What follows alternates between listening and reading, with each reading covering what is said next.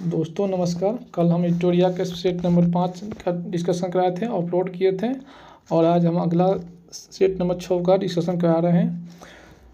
Question number 1, निम्नलिखित ऐतिहासिक स्थलों पर विचार कीजिए। लेपाक्षी मंदिर कहाँ पे है? तो ये आंध्र प्रदेश में है। अजंता की गुफा कहाँ पे है? मध्य प्रदेश में है। एलोरा का गुफा कहाँ जो है? महाराष्ट्र में है। सांची का स्तूप कहाँ पे है? एमपी में है। सांची का स्तूप कहाँ पे है? एमपी में है। एमपी में है। बाघ गुफा कहाँ पे है? ये एमपी में है। अजंता का गुफा भी कहाँ है? महाराष्ट्र में है। तो इसमें क्या चुनना है? उपयुक्त स्थलों में से कौन सी भित्ति चित्रकला के लिए जाना जाता है? तो उसका आंसर होगा 1, 3, 5, 4 होगा। इसका आंसर बी होगा। आर्य मंजूश्री मूल कल्प निम्नलिखित में से किससे संबंधित है? तो महायान से संबंधित है। महायान से संबंधित है। महायान हीनयान जो है बौद्ध धर्म से संबंधित एक शाखा है। शकों को विजय उपरांत चंद्रगुप्त द्वितीय ने निम्नलिखित में से कौन सा धातु के सिक्के चलाए थे? तो चांदी के धातु के सिक्के चलाए थे। और शक राजा अपने आप को क्या बोलते हैं? तो इस शक राजा जो अपने आप को छत्रक बोलते थे। और शकों का सबसे प्रतापी राजा कौन हुआ करता था? तो रुद्रदामन प्रथम, जिन्होंने सुदर्शन झील का जीर्णोद्धार कराया था। अगला क्वेश्चन देखते हैं। सिकंदर लोदी के बारे में 4 नंबर क्वेश्चन। सिकंदर लोदी के बारे में निम्नलिखित में से कौन सी कथन सही नहीं है? तो इसका आंसर 2 होगा। इसका आंसर 2 होगा। सिकंदर लोदी दिल्ली सल्तनत का अंतिम सुल्तान था। तो अंतिम सुल्तान जो था इब्राहिम लोदी था, ना कि सिकंदर लोदी था। लोदी वंश में 3 शासक हुआ करते थे, बहलोल लोदी, सिकंदर लोदी और इब्राहिम लोदी। सबसे अंतिम कौन था शासक था लोदी वंश में? तो इब्राहिम लोदी था। तो इसका आंसर क्या हो जाएगा? केवल 2 हो जाएगा, और सब 1, 3, 4 सही है। अगला क्वेश्चन देखते हैं। विजयनगर साम्राज्य के प्रांतों को क्या कहा जाता है? तो मंडल कहा जाता है। विजयनगर साम्राज्य के प्रांतों को मंडल कहा जाता है। दिल्ली के अवध सुल्तान जिसने अपने स्मरण मेमोरी लिखे थे वो कौन शासक थे? फिरोज शाह तुगलक। फिरोज शाह तुगलक के शासनकाल में सबसे अधिक दासों की संख्या होती थी। 1,80,000 तक दासों की संख्या थी। सबसे अधिक दासों की संख्या फिरोज शाह तुगलक में 1,80,000 तक थी। राजा शशांक जिसके खिलाफ हर्षवर्धन ने युद्ध की घोषणा की थी, वो किस साम्राज्य का शासक था? तो गौड़ साम्राज्य का शासक था। अगला क्वेश्चन देखते हैं। क्वेश्चन नंबर 8, निम्नलिखित में से किसने लिच्छवी राजवंश की राजकुमारी से विवाह किया था? तो चंद्रगुप्त था जो लिच्छवी राजकुमारी से विवाह किया था। 9 नंबर क्वेश्चन है। नदी डेल्टा के संदर्भ में निम्नलिखित में से कौन सी कथन सही नहीं है? तो जो नहीं है वो चुनना है। एक डेल्टा, 1 नंबर क्वेश्चन देखते हैं। एक डेल्टा का निर्माण तब होता है जब तक नदी धीमी गति से बहने वाले जल निकाय जैसे समुद्र या झील में से मिलती है। तो 1 नंबर सही है। नील नदी का डेल्टा विश्व का सबसे बड़ा डेल्टा, तो ये गलत है। तो कौन इसमें से गलती चुनना है? तो गलती ये होगा। 2 नंबर इसका आंसर गलत होगा। नेक्स्ट क्वेश्चन देखते हैं।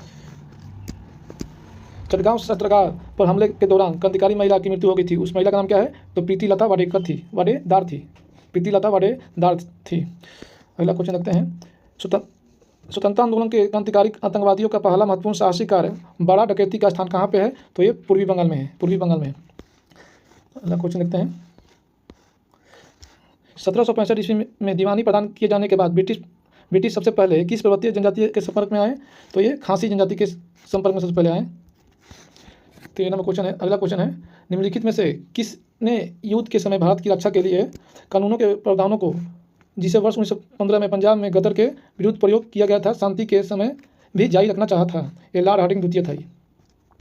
अगला क्वेश्चन। महात्मा गांधी द्वारा 1940 में प्रारंभ किए गए व्यक्तिगत सत्याग्रह के तीसरे सत्याग्रही कौन थे? तो ब्रह्मदत्त थे।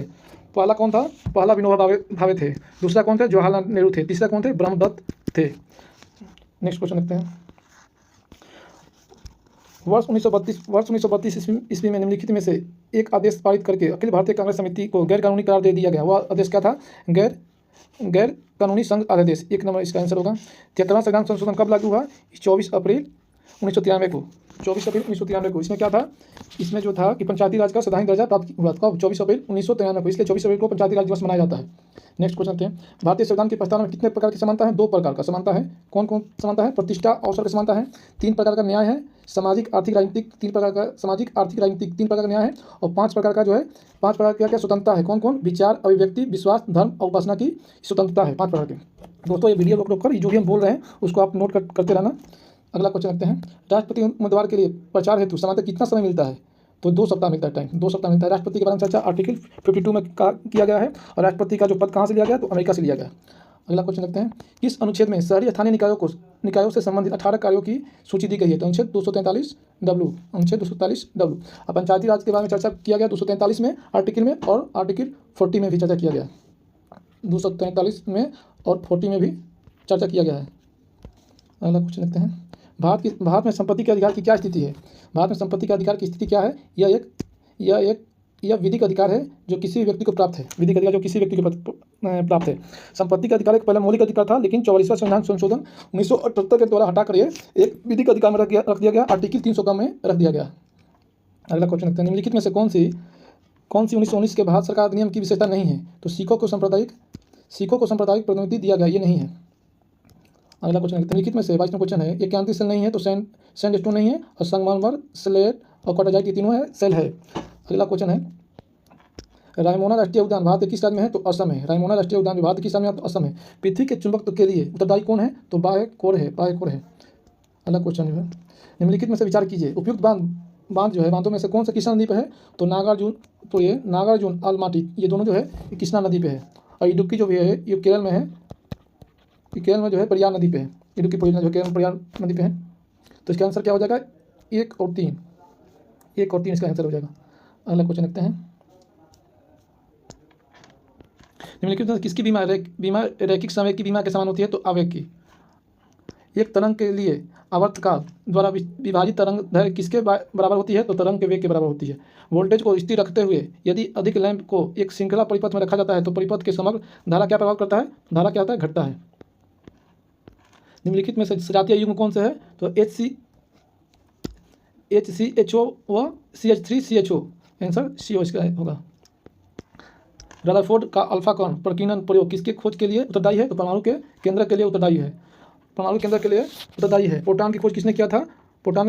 गोल्डस्टीन ने। इलेक्ट्रॉन की खोज किसने किया था? तो जे थॉमसन ने। न्यूट्रॉन की खोज किसने किया था? तो चैडविक ने। अगला क्वेश्चन देखते हैं, निम्नलिखित में से कौन सी धातु ठंडे जल जो है ठंडे जल के साथ हाइड्रोजन गैस निकालती है? तो ये पोटेशियम होगा।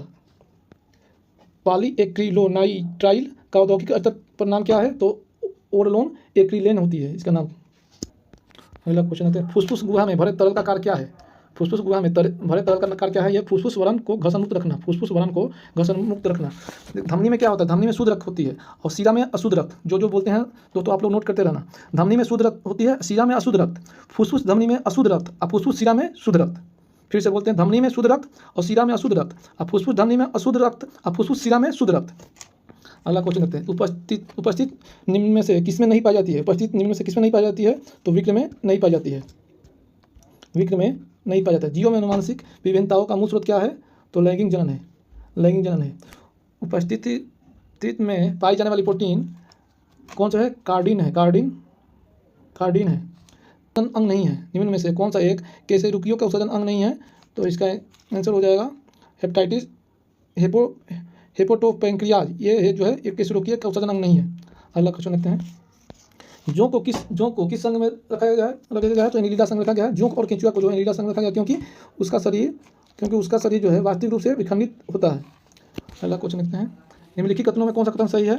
तो ये वनस्पति और जंतुओं दोनों ही कोशिकाओं में कोशिका कला होती है।